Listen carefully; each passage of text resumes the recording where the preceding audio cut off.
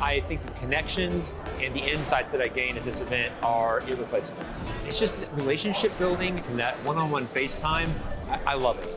People, of course, the people and the connections. This is fun. It's all about community. It's how we understand this framework, this set of practices, and how do we apply them. We don't do that alone. We do with the help of our colleagues from within the company, from outside. Because together we are shaping, to be honest, the future. Cross industries, no matter what we do. The thing you need to know is that you're going to make network connections that are going to last you a lifetime. The great thing for me about this summit is talking to the people and just meeting so many smart, enlightened, excited people, that are just passionate about this subject.